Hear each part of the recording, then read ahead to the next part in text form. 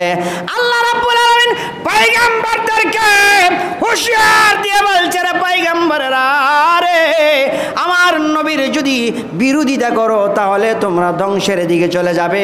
সুতরাং তোমাদের দায়িত্ব হলো আমার নবী পৃথিবীতে যাওয়ার পর তোমাদের নবুয়তের দায়িত্ব শেষ এবং আমার নবীর উপর ঈমান আনা তোমাদের জন্য ওয়াজিব হয়ে যায়। আমি আল্লাহ রাব্বুল আলামিন তোমাদের হুকুম করলাম। উচ্চ আওয়াজে বলুন আল্লাহু আকবার। ওরে যার প্রেমেতে মজনু হলো, যার প্রেমেতে, আরে যার প্রেমেতে মজনু হলো খুদে রাব্বানা। প্রকাশ হয়েছে ইন্নাদ দীনা ইনদাল্লাহিল ইসলাম, একমাত্র মনোনীত ধর্ম আল্লাহ পাকের নিকট একটাই, সেটার নাম হলো ইসলাম। ইসলাম অর্থ শান্তি, অর্থাৎ যেখানে অশান্তি সেটা কখনো ইসলাম হতে পারে না, আর যেখানে শান্তি সেটাই হলো ইসলাম। মহানবী হযরত মুহাম্মদ সাল্লাল্লাহু আলাইহি সাল্লাম যেই দিন পৃথিবীতে আগমন করেছেন সেই দিনটা হলো 12ই রবিউল আউয়াল, সোমবার দিন, যার কারণে নবীজি এই সোমবার দিন রোজা রাখতেন। নবীজিকে জিজ্ঞাসা করলেন, ইয়া রাসূলুল্লাহ, ইয়া হাবিবাল্লাহ, আপনি কেন সোমবার দিন রোজা রাখেন? নবীজি বললেন, এই দিন আমি পৃথিবীতে আগমন করেছি, আমি আল্লাহর আইন পৃথিবীতে প্রতিষ্ঠিত করতে এসেছি, আমি এই পৃথিবীতে এই জমিনের মধ্যে আল্লাহর দ্বীন প্রচার করতে এসেছি, আল্লাহর পরিচয় দিতে এসেছি। যেহেতু আল্লাহ পাক আমাকে প্রেরণ করেছেন আল্লাহর জন্য, কবুল করেছেন, আর যেই দিনটাতে আমাকে প্রেরণ করেছেন এই দিনটাকে আমি বরকত মনে করি, গুরুত্ব মনে করি। এই জন্য নবীজি প্রতি সোমবারের দিন হলে তিনি রোজা রাখতেন। চিল্লায়া বলেন মারহাবা। নবীজির এই আগমনের দিনটা কত বেশি গুরুত্বপূর্ণ। রসুল পাক সাল্লাল্লাহু আলাইহি ওয়াসাল্লাম এই পৃথিবীতে যেদিন তাশরীফ এনেছে, আবু লাহাব দুরাচার, দুষ্ট কাফের, বেঈমান ছিল, অথচ সেই আবু লাহাব সেও জাহান্নামের মধ্যে গিয়ে এই সোমবারের দিন জান্নাতের শান্তি পেয়েছে। এর কারণ কি?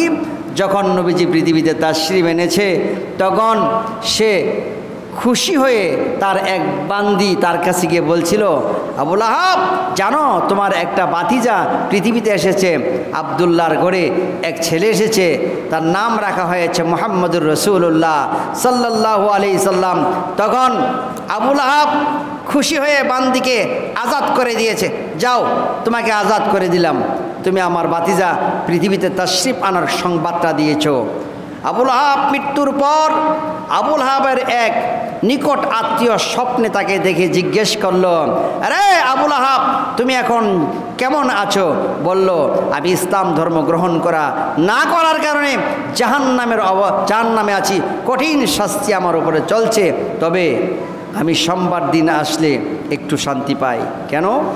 সোমবার দিন যখন আসে ওই জাহান্নামের নিচ দিয়ে একটা জান্নাতের নদী প্রবাহিত হয়। এই নদী থেকে আমি আমার দুটি আঙ্গুলি দ্বারা সেখান থেকে আঙ্গুলটা চুবা দিয়ে মুখের ভিতরে দিলে পুরা এক সপ্তাহ জাহান্নামের কষ্ট আমি ভুলে যাই। কেন এই দুই আঙ্গুল দ্বারা সে জান্নাতের শান্তি পায়? কারণ হচ্ছে এই আবু লাহাব মুহাম্মদুর রাসূলুল্লাহ পৃথিবীতে আসার খুশিতে এই দুইটি আঙ্গুল দ্বারা ইশারা করে বান্দিকে আজাদ করে দিয়েছিল। বুখারী শরীফে হাদিসটা রয়েছে। বুখারী শরীফের মতো একটা বিখ্যাত হাদিসের কিতাবের মধ্যে স্থান পেয়েছে এই আবু লাহাবের কথাটা। আল্লাহর নবী রাহমাতুল লিল আলামিনের খুশিতে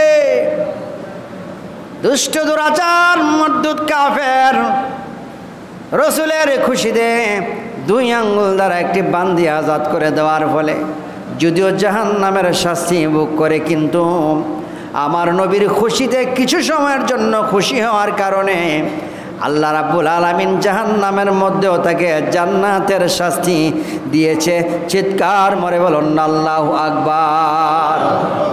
তো শাহে খোবা তো জানে জানা, তো শাহে খোবা তো জানে জানা है चेहरा उम्मुल किताब तेरा।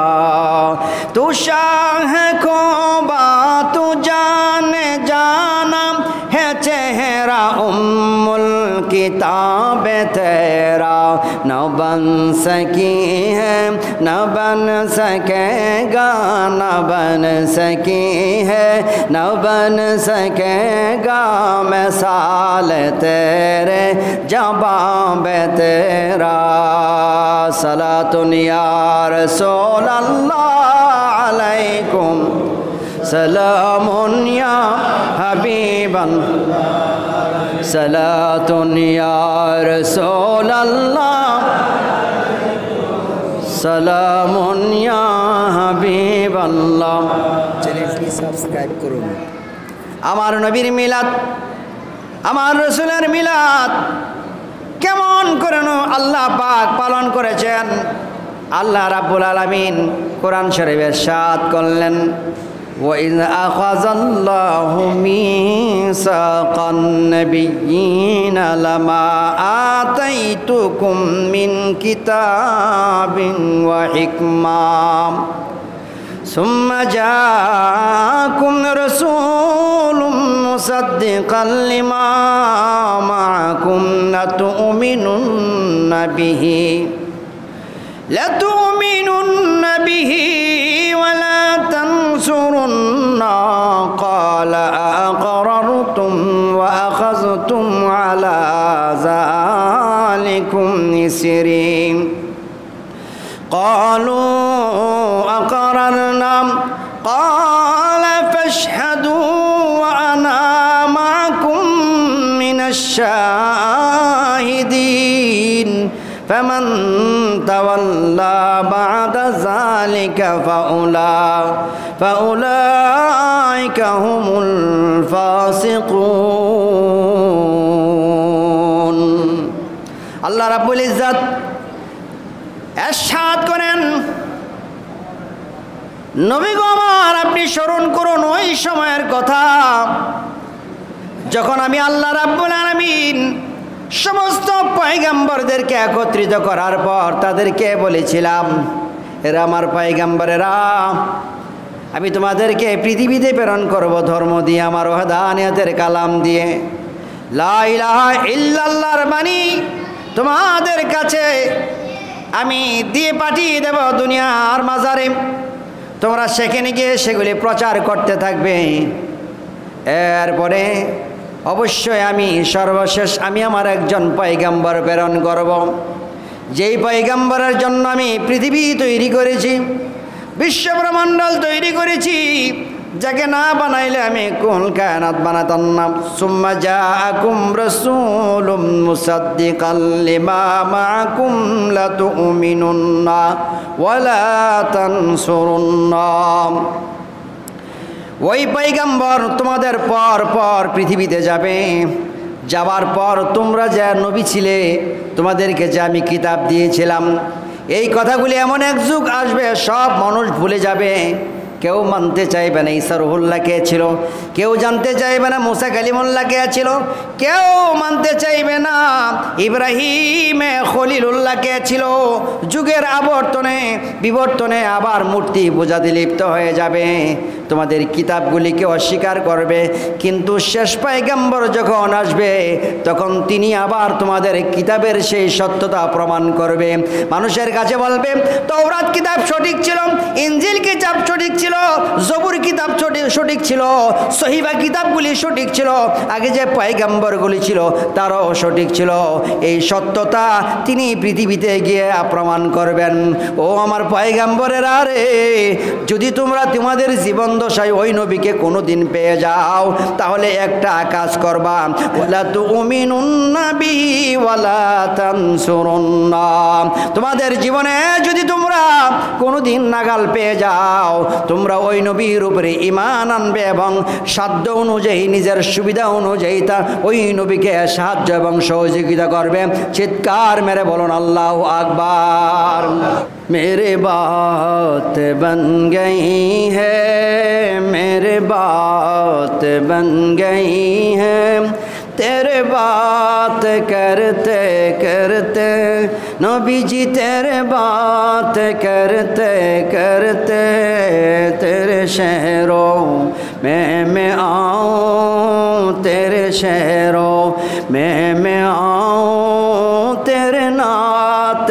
पढ़ते पढ़ते नबीजी तेरे नात पढ़ते पढ़ते मेरे बात बन गई है जो जिंदगानी बाकी इरादा कर लिया है जो जिंदगानी बाकी इरादा कर लिया है मेरे मौत आका है तेरे जिक्र करते करते तेरे जिक्र करते करते सलातुन या रसूल अल्लाह सलामुन या हबीब अल्लाह सलातुन या रसूल अल्लाह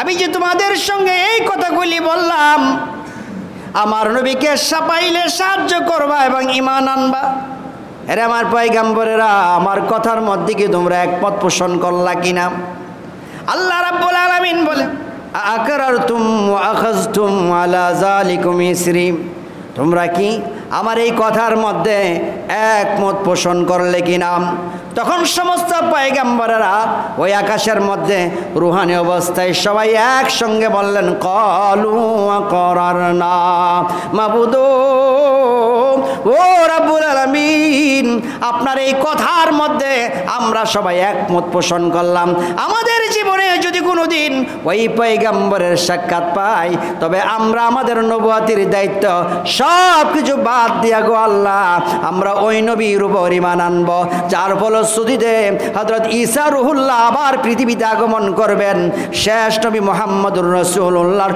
উম্মত হইয়া নবী না হইয়া উচ্চ আওয়াজে বলুন না আল্লাহু আকবার ক্বালা ফাশহাদু আল্লাহ তখন বললেন রে পয়গম্বরেরা রে আমি আল্লাহ তোমাদের সঙ্গে আজকে সাক্ষী দিলাম ক্বালা ফাশহাদু সাক্ষী দিলাম ওয়া আনা মাআকুম মিনাশ শাহিদিন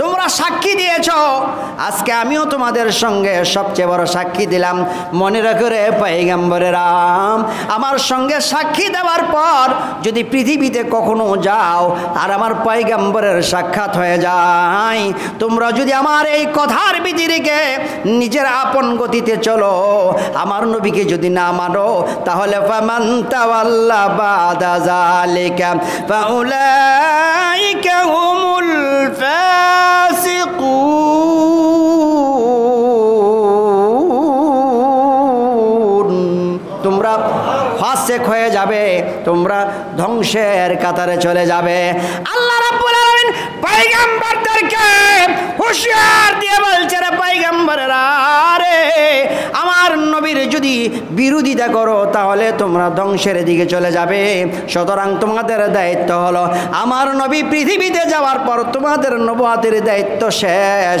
এবং আমার নবীর উপর ঈমান আনা তোমাদের জন্য ওয়াজিব হয়ে যায় আমি আল্লাহ রাব্বুল আলামিন তোমাদের হুকুম করলাম উচ্চ আওয়াজে বলুন আল্লাহু আকবার ওরে যার প্রেমেতে মজনু হলো যার প্রেমেতে আরে যার প্রেমেতে মজনু হলো খুদে রাব্বানা একজন প্রেমিক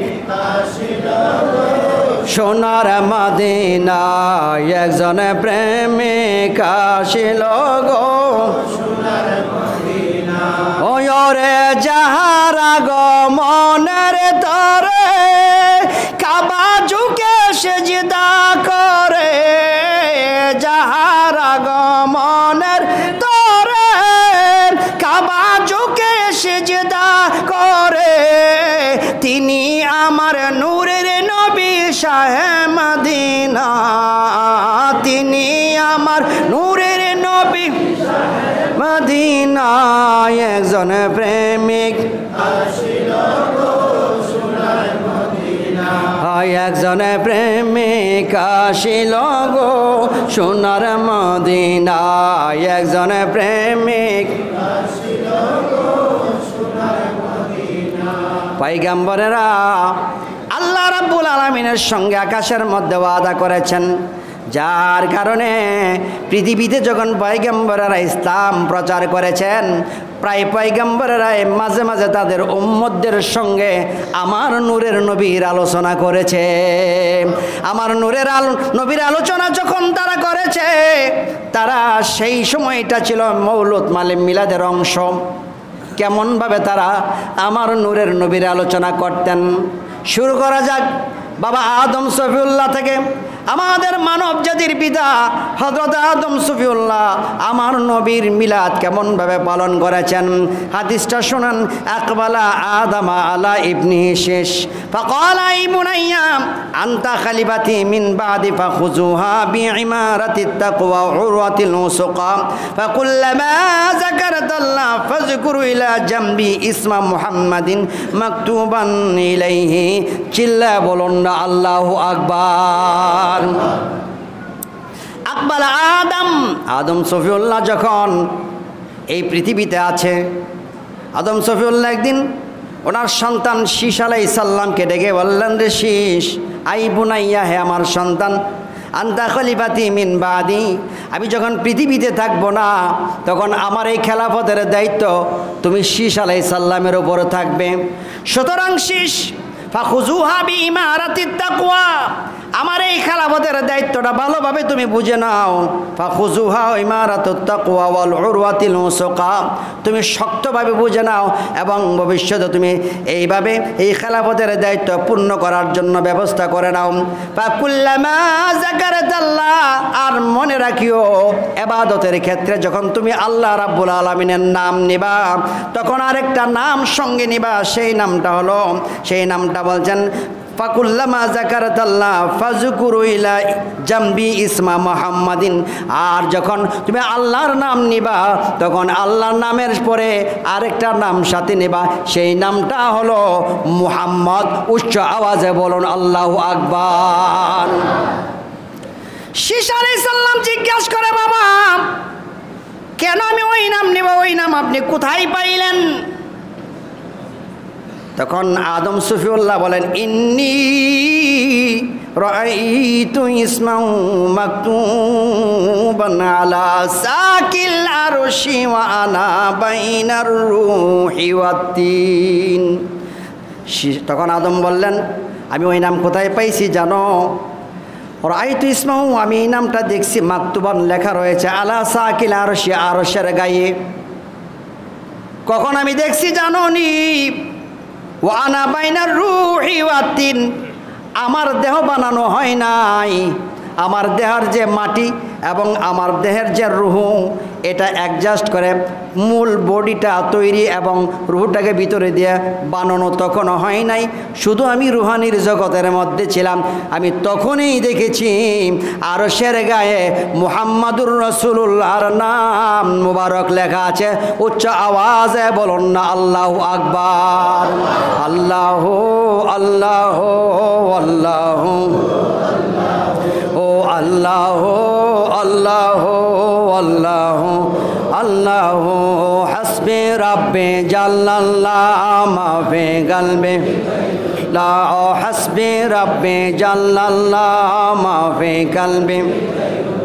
ও নূর মুহাম্মদ, ও নূর মুহাম্মদ, লা ইলাহা ইল্লাল্লাহ, আল্লাহু আল্লাহু আল্লাহ। শুধু তাই নয়, সুম্মা ইন্নী তুফতুস সামাওয়াতি, আমি আসমানের মধ্যে ভ্রমণ করেছি। ফালাম আরা ফিস সামাওয়াতি মাউদিয়ান ইল্লা রাআইতু ইসমা মুহাম্মাদিন মাকতুবান আলাইহি, আসমানের মধ্যে এমন একটা জায়গা দেখি নাই যেই জায়গার মধ্যে নবী মুহাম্মদুর রাসূলুল্লাহর নাম মুবারক লেখা ছিল না। ওয়া ইন্না রাআইতু ইসমা মাকতুবান আলাল জান্নাতি, আমি জান্নাতের মধ্যে দেখেছি সুম্মা রাআইতু ফি জান্নাতি খাসরান ওয়ালা গুরফাতান, জান্নাতের মধ্যে যতগুলি ঘর আছে, জান্নাতের মধ্যে যতগুলি কামরা আছে, ইল্লা ওয়াজাদতু ইসমা মাকতুবান আলাইহি, আমি ওই ঘরগুলির ভিতরে আমি আমার নূরের নবীর নাম মোবারক লেখা দেখেছি। চিৎকার মেরে বলুন আল্লাহু আকবার। ওয়ালাকাদ রাআইতু ইসমা মুহাম্মাদিন মাকতুবান আলা হুরিল আইন, হুর গেলমান যেই ফেরেশতা আল্লাহ পাক জান্নাতীদের জন্য তৈরি করেছেন, ওই জান্নাতি রমণীদের যে চোখ আছে, এই চোখের ভিতরে আমি তাকে দেখেছি, চোখের মধ্যে দুনুটা চোখের মধ্যে মুহাম্মাদুর রাসূলুল্লাহর নাম মোবারক লেখা রয়েছে। ওয়ালা ওয়ারাকিল কাসাবি রিজাবিল জান্নাতি ওয়ালা ওয়ারাকি শাজারাতি তুবা ওয়ালা ওয়ারাকিল সিদরাতুল মুনতাহা, সিদরাতুল মুনতাহা নামক জায়গায় এবং শাজারাতুত তুবা নামক একটা গাছ আছে, এই গাছের পাতায় পাতায় ফলে সব জায়গাতে নবী মুহাম্মদুর রাসূলুল্লাহর নাম মুবারক আমি আদম সফিউল্লাহ দেখেছি। সুতরাং শীষ তুমি যখন আল্লাহর নাম নিবা তখন মনে রাখবা সাথে সাথে আরেকটা নাম নিবা, সেই নামটা হলো মুহাম্মদুর রাসূলুল্লাহ সাল্লাল্লাহু।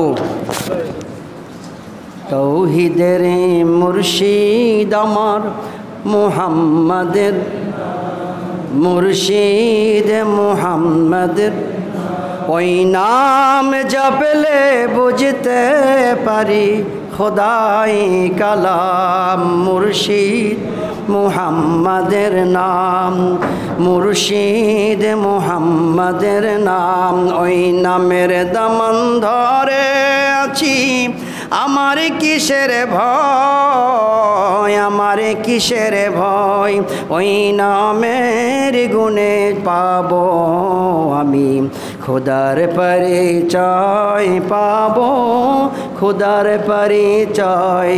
তার কদম মুবারক যে আমার বেহেশত আঞ্জাম, তার কদম মুবারক যে আমার বেহেশত আঞ্জাম, মুর্শিদ মুহাম্মাদের নাম। তৌহিদেরি মুর্শিদ আমার মুহাম্মাদের নাম, মুর্শিদ। হযরতে আদম সফিউল্লাহ এইভাবে শীষ আলাইহিস সালামকে শিক্ষা দিয়েছে। শুধু তাই নয়, বাবা আদম সফিউল্লাহ দোয়া করেছেন, দোয়ার মধ্যেও নবীজির নাম বলেছেন। আরও দেখুন সূরাতুল বাকারার 129 নম্বর আয়াতে আল্লাহ কি বলেন, রব্বানা ওয়াবাস ফীহিম রাসূলাম মিনহুম ইয়াতলু আলাইহিম আয়াতিকা ওয়া ইউআল্লিমুহুমুল কিতাবা ওয়াল হিকমা। ইব্রাহিম খলিলুল্লাহ আমাদের মুসলিম জাহানের পিতা, আমাদের পিতা ইব্রাহিম খলিলুল্লাহ তিনি আল্লাহর দরবারে দোয়া করছেন, হে মাওলাই করিম, আপনি যে শেষে একজন পয়গাম্বর পাঠাবেন, একজন নবী পাঠাবেন, এই নবীকে আপনি আমার বংশে পাঠায়েন। যদি আমার বংশে পাঠান তাহলে আমার বংশটা ধন্য হয়ে যাবে, আমার বংশটা উন্নত হয়ে যাবে, আমার বংশের মর্যাদা বেড়ে যাবে। রব্বানা, হে প্রভু, ওয়াবাস প্রেরণ করুন ফীহিম রাসূলান মুসাদ্দিকাল লিমা, রাসূলাম মিনহুম ইয়াতলু আলাইহিম আয়াতিকা, ওই নবীকে আমার বংশে প্রেরণ করুন। কারণ হচ্ছে ইয়াতলু, তিনি তেলাওয়াত করবেন, আয়াতিকা আপনার কালাম তেলাওয়াত করবে, আমাদেরকে শোনাবে, ওই আল্লিমুহুমুল কিতাব, এবং আমাদেরকে সেই কিতাবের জ্ঞান শিক্ষাদান করবে, ওয়াল হিকমা, এবং তিনি হিকমত বিজ্ঞান আমাদেরকে শিক্ষাদান করবে। এতে করে আমরা উন্নত জাতিতে পরিণত হব। তো এই জন্যই আল্লাহ রাব্বুল আলামিন বাবা ইব্রাহিম আলাইহিস সালামের দোয়া কবুল করে এই বংশেই নবী মুহাম্মদুর রাসূলুল্লাহ সাল্লাল্লাহু আলাইহি সাল্লামকে প্রেরণ করেছেন। উচ্চ আওয়াজে বলেন মারহাবা। সেদিন তিনি যখন এই দোয়াটা করতেছিলেন, বাবা ইব্রাহিম আলাইহিস সালাম তাফসীরের ভিতরে লেখেন তিনি কেমনভাবে দোয়াটা করতেছিলেন। খলিলুল্লাহর বংশে নবীকে প্রেরণ করার জন্য এই দোয়া করার সময় নবীজির নাম মুবারকটা উচ্চারণ করতে গিয়ে বাবা ইব্রাহিম খলিলুল্লাহ দাঁড়িয়ে গেলেন। তাফসীরে লেখে দা ইব্রাহিম আলাইহিস সালাম ওয়া হুয়া কাইমুন, যখন ইব্রাহিম খলিলুল্লাহ এই নাম বলতেছিলেন তখন দাঁড়িয়ে গেলেন আমার নবীর রহমতে, আমার নবীর সম্মানে, আমার নবীর ইজ্জতে, আমার নবীর আজমতে। তাহলে এই সেই নবীর ইজ্জত, আজমত, সম্মান পূর্ববর্তী উলামা ইকরাম, পূর্ববর্তী নবীগণ কেমনভাবে দিয়েছেন তা থেকে আমাদেরকে শিক্ষা গ্রহণ করতে হবে। নবীর সম্মান আল্লাহর পরে, নবীর সম্মান এর চেয়ে বড় সম্মান আর কোনো কিছু হতে পারে? হতে পারে? আওয়াজ করেন না গেলে কথা বোঝা যায় না? আমার নবীর সম্মান আল্লাহর পরে, নবীর সম্মান এরপরে আর কোনো সম্মান হতে পারে? আওয়াজ করে বলবেন তো, বোঝা যাচ্ছে না। জোরে সরে বলেন আল্লাহুম্মা সাল্লি আলা সাইয়্যিদিনা মুহাম্মাদ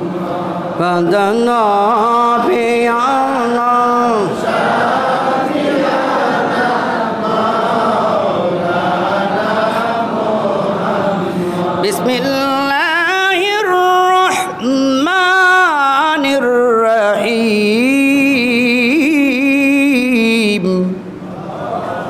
وإذ قال عيسى ابن مريم يا بني إسرائيل إني رسول الله إليكم। ওয়াইজ ক্বালা যখন বলেন ঈসা আলাইহিস সালাম, ঈসা ইবনে মারইয়াম, ইন্নী রাসূলুল্লাহ ইলাইকুম, আমি তোমাদের নিকট একজন নবী হিসেবে আগমন করেছি, মুসাদ্দিকান সত্যতা সহকারে, লিমা বাইনা ইয়াদাইয়া মিনাত তাওরাতি, আমি তাওরাত কিতাব নিয়ে এসেছি, ওয়া মুবাশশিরান, আর একটা সুসংবাদ দিতে আসছি। আমি ঈসা রুহুল্লাহ, আল্লাহর পক্ষ থেকে একটা কিতাব আনছি, যেই কিতাবের নাম হলো তাওরাত। আর আমি তোমাদের কাছে মুবাশশিরান, একটা সুসংবাদ দিতে আসছি। কি সুসংবাদ? মুবাশশিরান বিরাসূলিন ইয়াতি মিন বাদি ইসমাহু আহমদ, আমি একটা সুসংবাদ দিতে আসছি তোমাদের কাছে। এই সুসংবাদ হলো আমি ঈসা রুহুল্লাহ শেষ নবী নয়, আমার পরও আরও নবী আসবে, তবে সর্বশেষ একজন নবী আসবে যার দ্বারা ইসলাম পূর্ণ হয়ে যাবে। ওই নবীর পর আর কোনো নবী আসার প্রয়োজন পড়বে না। ওই নবীর নাম হলো আহমদ। আহমদ মানে অধিক প্রশংসনীয়। আহমদের গায়ে প্রভু আখিলেন যে নমুনাম, ওই সুরত দেখিতে আমার প্রাণে আকুল বাসনা। আহমদের গায়ে প্রভু, আহমদ এটা ইসমে তাফজিলের সিগা, অতি প্রশংসনীয় হবে। এই আয়াতটা কাদিয়ানি ফিরকা একটা আছে, তারা বলে যে ঈসা আলাইহিস সালাম বলে গেছে নবীর পরে আরেকজন নবী আসবে, সেই নবীর নাম হলো আহমদ। সুতরাং গোলাম আহমদ কাদিয়ানি সে হলো নবী। নাউজুবিল্লাহ বলেন। দলিল কি? কোরআনের মধ্যে দলিল আছে। কই এই যে দেখেন না আয়াতটা, আল্লাহ কোরআনে কইছি কি আর বুঝছি কি? এটা আহমদ ইসমে তাফজিলের সিগা, অধিক প্রশংসনীয় হবে সেই নবী, তাই বলা হয়েছে। এই জন্য আমাদের নবীর নাম হয় আহমদ মুহাম্মদ। আমাদের নবীজি পৃথিবীতে আগমন করেছেন এই যে এই দিনে, এই দিনটা আমাদের জন্য অত্যধিক খুশির দিন। এই দিনের খুশির দিন হিসাবে সাহাবায়ে কেরাম খুশি উদযাপন করেছে এবং তার বিনিময় আল্লাহর পক্ষ থেকে তাদের জিজিয়া এবং প্রতিদানও আল্লাহ পাক দিয়েছেন। কল আবু বকর সিদ্দিক রাদিয়াল্লাহু তাআলা ইসলামের প্রথম খলিফা, তিনি বলেন মান আনফাকা দিরহামান আলা কিরাআতি মাউলিদিন নবী সাল্লাল্লাহু আলাইহি সাল্লাম, যে ব্যক্তি ঈদ মিলাদুন্নবী উদযাপন করবে, মিলাদুন্নবী উদযাপন করতে গিয়ে টাকা খরচ করবে, কমপক্ষে 1 টাকাও যদি খরচ করে, তাহলে আমি আবু বকর যে জান্নাতে থাকবো, সেই জান্নাতে কায়না রাফিকি ফিল জান্নাহ, সে আমার জান্নাতের সাথী হয়ে যাবে। হযরত ওমর ফারুক বলে আমি কেন বাকি থাকবো? হযরত ওমর ফারুক বলে ক্বালা ওমর ফারুক রাদিয়াল্লাহু তাআলা আনহু মান আযযামা মাউলিদিন নবী সাল্লাল্লাহু আলাইহি সাল্লাম ফাকাত আহিয়াল ইসলাম, যে ব্যক্তি ঈদ মিলাদুন নবী সাল্লাল্লাহু আলাইহি সাল্লাম পালন করবে, আমি হযরত ওমর বলে যাচ্ছি সে ফাকাত আহিয়াল ইসলাম, সেজন্য ঈদ মিলাদুন নবী পালন করলো না, সেজন্য ইসলামকে পুনরায় জীবন দান করলো। সুবহানাল্লাহ বলেন। وقال عثمان رضي الله تعالى عنه من أنفق درهما على قراءة مولد النبي صلى الله عليه وسلم فكأنما شهد غزوة بدر وحنين হযরত ওসমান গনি বলেন যেই ব্যক্তি ঈদে মিলাদুন্নবী সাল্লাল্লাহু আলাইহি সাল্লাম পালন করবে সেই ব্যক্তি যেন ঈদে মিলাদুন্নবী সাল্লাল্লাহু আলাইহি সাল্লামই পালন করলো না, সে যেন গজওয়াতে বদর এবং হুনাইনের যুদ্ধের মধ্যে সরাসরি অংশগ্রহণ করলো। হযরত আলী রাদিয়াল্লাহু তাআলা আনহু বলেন যেই ব্যক্তি ঈদে মিলাদুন্নবী পালন করলো, মিলাদুন্নবী উদযাপন করলো, সেই ব্যক্তি আমি আলী রাদিয়াল্লাহু তাআলা আনহুর সঙ্গে জান্নাতে যাবে এবং সেই ব্যক্তি বিনা হিসাবে জান্নাতে যাবে। উচ্চ আওয়াজে বলেন আল্লাহু আকবার। কানা সাবাবি লিকারাতি মাউলিদিন লা ইয়াখরুজু মিনাদ দুনিয়া ইল্লা বিল ঈমান। সেই পৃথিবী থেকে ঈমান না নিয়ে মারা যাবে না, কোনো না কোনো ক্রমে মৃত্যুর সময় হলো তার ঈমান নসিব হবেই, যেহেতু মিলাদুন্নবী সে পালন করে। সুবহানাল্লাহ বলেন। আল্লাহ তো কোনো না কোনোভাবে আমাদেরকে পার করে নিত, আমাদের অপরাধের শেষ নাই। আমরা কি সবাই খুব ফেরেশতা ভালো মানুষ? আমাদের কিছু না কিছু অপরাধ কারো কম কারো বেশি, সুতরাং আমাদের অপরাধের শেষ নাই। সুতরাং বাঁচার রাস্তা আমাদের খুঁজতে হবে, আল্লাহ যেন আমাদেরকে কবুল করে। এই জন্য আমাদের কি করতে হবে? মিলাদুন্নবী উদযাপন করা লাগবে কি লাগবে না? কথা বলেন লাগবে কি লাগবে না? মাশাআল্লাহ, জাযাকাল্লাহ খাইরান।